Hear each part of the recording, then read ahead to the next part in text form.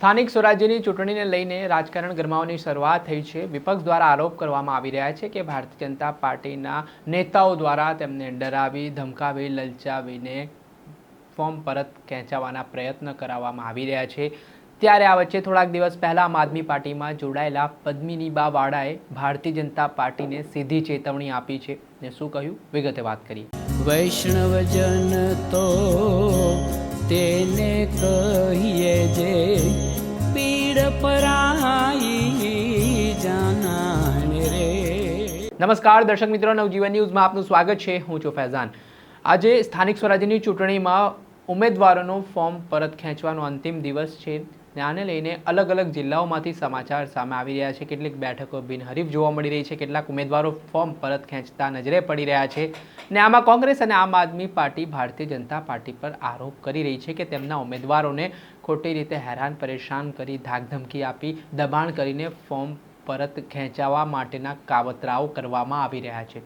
ત્યારે થોડાક દિવસ પહેલા આમ આદમી પાર્ટીમાં પ્રવેશ કરેલા પદ્મિનીબા વાળાએ હવે ભારતીય જનતા પાર્ટીને વોર્નિંગ આપી છે, જેમાં તેમના પાર્ટીના ઉમેદવારોને ફોન કરીને જે ધાકધમકીઓ આપવામાં આવી રહી છે તે મામલે પદ્મિનીબા વાળા બરોબરના ગુસ્સે થયા છે ને તેમણે નિવેદન આપતા શું વાત કહી છે તે સાંભળો।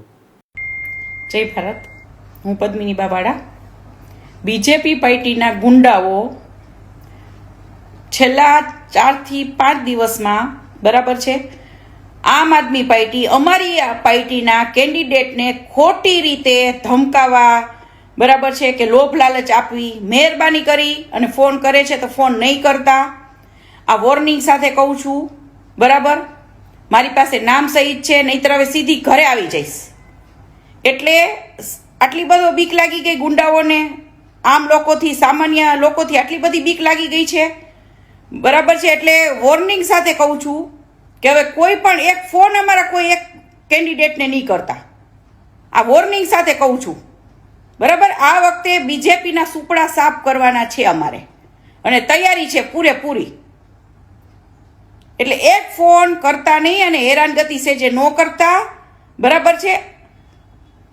બહુ 4-5 દિવસથી અમે સાંભળીએ છીએ, એટલે આ લાસ્ટ વખત વોર્નિંગ આપી દઉં છું, બરાબર, નહીંતર ઘરે પહોંચી જાશું। આપણે સાંભળ્યા હતા ક્ષત્રિયાણી પદ્મિનીબા વાળા, જેઓ અવારનવાર પોતાના નિવેદનના કારણે સોશિયલ મીડિયા ઉપર ચર્ચામાં જોવા મળતા હોય છે ને હવે તેઓ આમ આદમી પાર્ટીના નેતા છે ને જે રીતે ફોર્મ પરત ખેંચવાને લઈને જે દબાણ થઈ રહ્યું છે તે મામલે તેમણે કહ્યું કે હવે એક પણ ફોન અમારા ઉમેદવારોને આવ્યો તો થશે જોવા જેવી, તેના જ કારણે રાજકારણ ગરમાયું છે। દર્શક મિત્રો, આવા જ નવા વિડીયો સાથે આપણે માહિતગાર કરતા રહીશું, એટલે નવજીવન ન્યૂઝ જોતા રહો।